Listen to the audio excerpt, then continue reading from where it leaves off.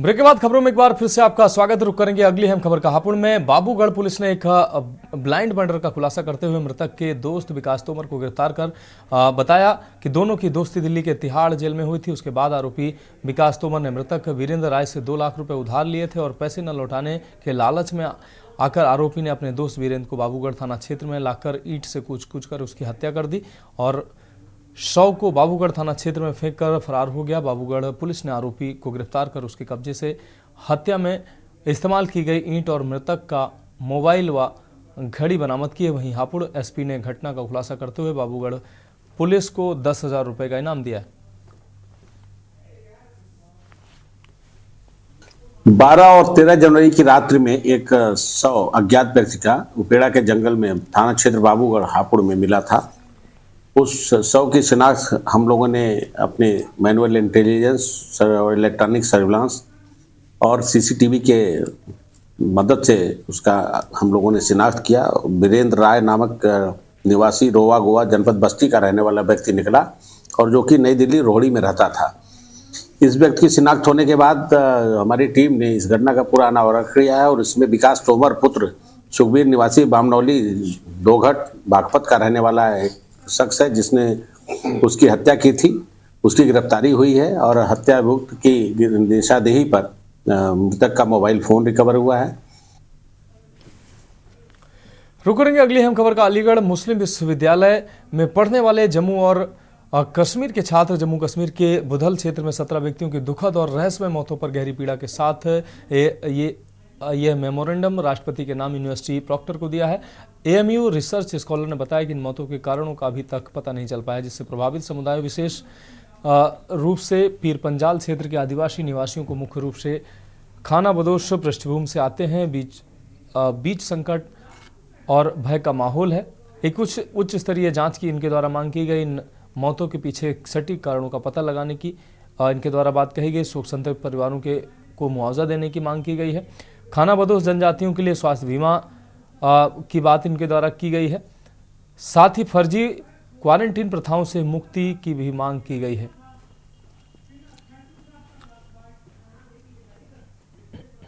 आज यहाँ पे अलीगढ़ मुस्लिम यूनिवर्सिटी की तरफ से एक कैंडल मार्च का इनेकाद किया गया, जिसका ख़ास मकसद ये है कि जो खिताए पीर पंचाल का एक इलाका बडाल है उसमें जो एक वबा फैली है और उस वबा में की लपट में आने वाली जो हैं वो 17 जो हैं वो बेसहारा मजबूर और गरीब जो हैं वो जिन लोगों ने अपनी जानें खोई हैं, जानें गंवाई हैं। और आज ये कैंडल मार्च का जो मेन मकसद है वो यही है कि हम अपना जो है अलीगढ़ मुस्लिम यूनिवर्सिटी की तरफ से तमाम तुलबा की तरफ से और जम्मू कश्मीर के तमाम तुलबा जो अलीगढ़ मुस्लिम यूनिवर्सिटी में ज़ेर तालीम हैं, तो ये कश्मीरी स्टूडेंट्स ने आज एक पीस मार्च निकाला है और जिसको कैंडल की शक्ल में वो लोग लेके आए हैं।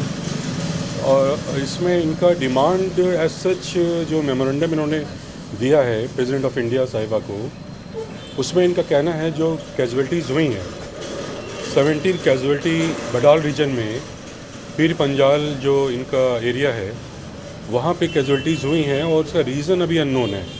ये 17 कैजुअल्टी जो हुई हैं ये चाहते हैं कि इसकी प्रॉपर इन्वेस्टिगेशन।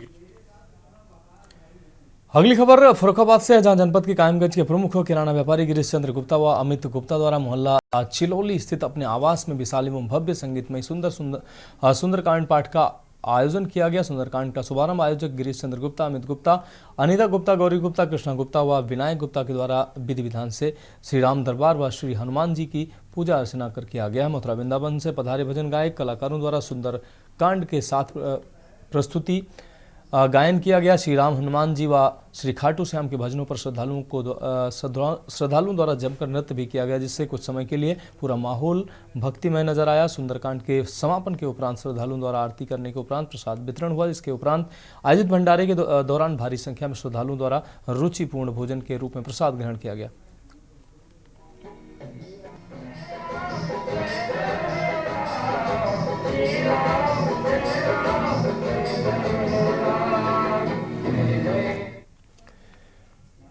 अगली हम खबर का रुख करते हैं बाह के चंबल सेंचुरी की बाहर रेंज में राजस्थान से सटे रेहा से लेकर इटावा से लगे उदयपुर खुर्द तक वन विभाग की 9 टीमें घड़ियाल, मगरमच्छ और डॉल्फिन की गणना के लिए चंबल नदी में उतरी थी। गणना के नतीजे उत्साहवर्धक नजर आए। घड़ियालों की आबादी 749 से बढ़कर 1007 हो गई है। मगरमच्छ का कुनबा 228 से बढ़कर 479 हो गया, जबकि डॉल्फिन की संख्या 29 से घटकर 26 रह गई है। वहां के रेंजर उदय प्रताप सिंह ने बताया कि वन विभाग की 9 टीमें रेहा से महेवा मंदिर, महेवा मंदिर से पिनाहट, पिनाहट से क्योरी, क्योरी से जेवरा, जेवरा से केंजरा, केंजरा से गुढ़ा, गुढ़ा से नंदगवा, नंदगवा से हथकांत, उदयपुर खुर्द तक मोटर बोट और पैदल गश्त कर गणना के लिए उतरी थी। गणना के दौरान कोई भी जलीय जीव अस्वस्थ नहीं मिला है।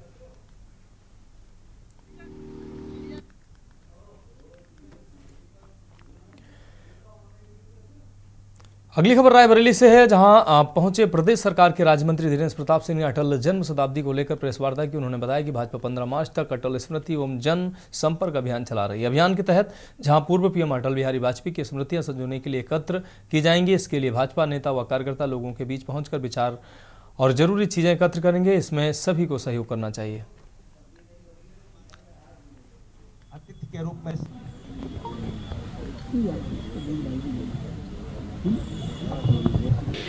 हमारे भारतीय जनता पार्टी के संस्थापक देश में अपने आचरण, व्यवहार, संस्कृति से सर्वोच्च मानदंड स्थापित करने वाले श्रद्धेय अटल बिहारी वाजपेयी जी का शताब्दी वर्ष है, जिसमें हमारी भारतीय जनता पार्टी के राष्ट्रीय नेतृत्व का निर्देश है कि रायबरेली की सीमा के भीतर जिसके पास भी श्रद्धेय अटल बिहारी वाजपेयी जी के साथ बिताए पल अथवा स्मृतियां अथवा विरासत कुछ भी संरक्षित हो तो उसको हम लोगों को अवगत करा दें, जिसे संकलित करके हम आगे बढ़ेंगे, जिससे आने वाली पीढ़ियां रायबरेली में भी अटल जी के बिताए पलों को समझ सकेगी, जान सकेगी। वैसे तो अटल जी का इतिहास अमर है, अटल जी का इतिहास अटल है।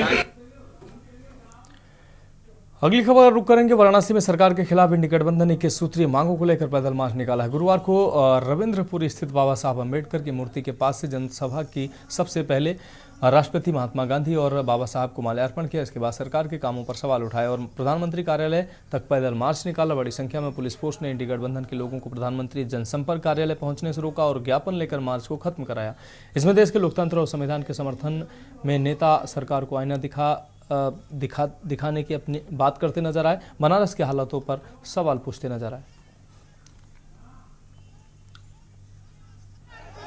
ऐसा है कि Congress party, Samajwadi party, communist party और कुछ सामाजिक संगठनों के संयुक्त तत्वावधान में एक पैदल मार्च पद्मश्री चौराहा अम्बेडकर जी की मूर्ति से प्रधानमंत्री के संसदीय कार्यालय तक जाना था, लेकिन इस सरकार को इतना डर है कि सरकार पैदल मार्च भी नहीं होने दे रही, शांतिपूर्ण पैदल मार्च भी नहीं होने दे रही।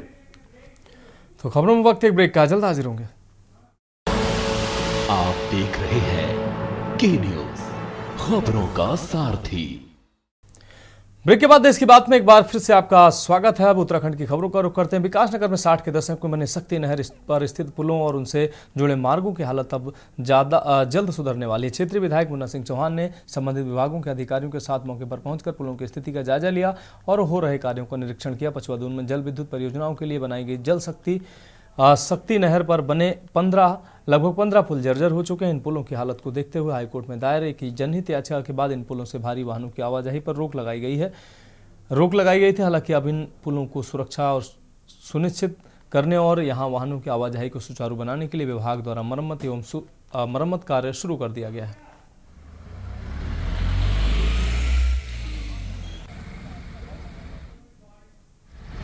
लगभग नहरों के ऊपर जो इस पावर चैनल के ऊपर जो पुल बने हुए हैं लगभग 60 वर्ष पुराने हैं ये, तो समय समय पे इसका टेक्निकल ऑडिट होता रहता है और जाहिर तौर पे है जैसा सभी सिविल स्ट्रक्चर्स की अपनी एक लाइफ होती है, तो उसका जो लोड बियरिंग कैपेसिटी है वो फिर धीरे धीरे कम होती चली जाती है।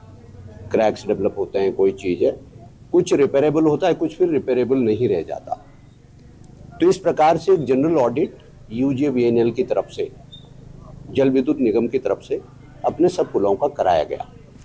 उसके आधार पर कुछ पुलों को ज़्यादा असुरक्षित माना गया, कहा गया।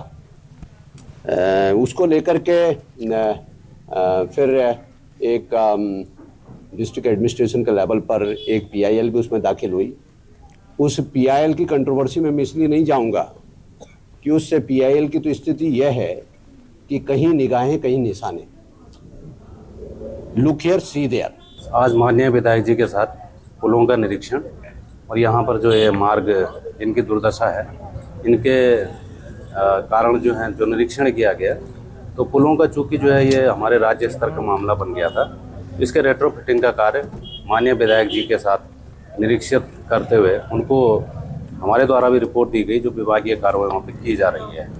माननीय विधायक जी कह चुके हैं और ये विदिन अ मंथ जो है करने का टारगेट था, ताकि अगली तिथि से पूर्व हम इस कार्य को पूर्ण कर लें। सर, बोर्ड लगा दिए गए विभाग की तरफ से, लेकिन ना ही तो सरकार के नियमों का पालन हो रहा, ना ही माननीय उच्च न्यायालय का आदेशों का पालन हो रहा। किस नज़र से देखते हैं? अब चूँकि जो है ये हमारे विभाग का जो मेन कार्य है, ये तो तकनीकी कार्य है, अदर के लिए तो वो हमारा मैंडेट नहीं है, इसलिए जो है उस पर मैं कमेंट नहीं कर सकता। रुक करेंगे अगली खबर का। खबर नैनीताल से, जहां जिला जज सुबीर कुमार के नेतृत्व में जिला विधिक शिव प्राधिकरण व पुलिस ने नगर में रैली निकालकर लोगों को साइबर क्राइम से बचने के संदेश दिए हैं। वहीं ग्राफिक एरा के छात्रों ने नुक्कड़ नाटक दिखाकर लोगों को साइबर फ्रॉड व उससे बचाव की जानकारी दी। जिला जज सुबीर कुमार ने कहा कि साइबर फ्रॉड के मामले बढ़ते ही जा रहे हैं। जानकारी के अभाव में कई लोग साइबर फ्रॉड के जाल में फंसते जा रहे हैं। इससे बचने के लिए एकमात्र रास्ता जागरूकता है। उन्होंने लोगों से सतर्क रहकर साइबर ठगों के जाल में न फंसने की अपील की और संदेश भी दिया। वरिष्ठ पुलिस अधीक्षक महोदय टीडी गढ़वाल के निर्देश में आज थाना कीर्तिनगर द्वारा सड़क सुरक्षा सप्ताह जन जागरूकता अभियान के तहत बाइक रैली निकाली गई, जिसमें आमजन को यातायात के नियमों का पालन करने हेतु जागरूक किया गया और उनको नियमों से अवगत कराया गया। रुक रही है अगली अहम खबर का। बागेश्वर जिले के खड़िया खनन उद्योग से राज्य सरकार को वर्षों से अच्छा राजस्व मिल रहा था, लेकिन नैनीताल हाईकोर्ट के आदेश के बाद से पिछले एक माह से जिले में खनन कार्य पर पूरी तरह से रोक लगी हुई है। कोर्ट ने कांडा तहसील अंतर्गत कुछ खदानों में गड़बड़ी पाए जाने के बाद खनन कार्य बंद करने के आदेश दिए थे। नैनीताल कोर्ट कमिश्नरी और जिला अवैध माइनिंग टीमें लगातार खड़िया खदानों का निरीक्षण कर रिपोर्ट शासन को भेज रहे हैं। इस रोक से खनन से जुड़ी हुई truck transport, tractor, JCB, Nepali मजदूर और स्थानीय लोग बेरोजगार हो गए हैं, जिससे उनकी आर्थिक स्थिति बिगड़ गई है। खनन पट्टी रंगली नाकुर में स्थानीय लोग और मजदूरों ने धरना प्रदर्शन कर हाईकोर्ट से आग्रह किया है कि जिले के अन्य खनन क्षेत्रों जैसे कपकोट, बागेश्वर तहसील अंतर्गत खदानों को मानकों के आधार पर पुनः खोला जाए। हमने देखा है कि हम सब एक टेक्नोलॉजी के युग में रह रहे हैं। टेक्नोलॉजी के जहां अनेकों फ़ायदे हैं, वहां कुछ नुकसान भी है। विशेष तौर पर टेक्नोलॉजी के माध्यम से अपराध को कारित किया जाता है। ऐसे अपराधों को हम साइबर क्राइम कहते हैं, क्योंकि साइबर क्राइम बहुत ज़्यादा बढ़ रहा है। इसलिए जनता को साइबर क्राइम के बारे में जागरूकता करना हमारा कर्तव्य है। माननीय उच्च न्यायालय उत्तराखंड नैनीताल द्वारा और माननीय उत्तराखंड राज्य विधिक सेवा प्राधिकरण द्वारा दिए गए निर्देशों के अनुसार 27 जनवरी से 29 जनवरी तक साइबर जागरूकता कार्यक्रम चलाए गए हैं। इसी साइबर जागरूकता कार्यक्रम के उपलक्ष्य में आज एक तो खबरों में वक्त एक ब्रेक का, जल्द हाजिर होंगे। आप देख रहे हैं के न्यूज़, खबरों का सारथी।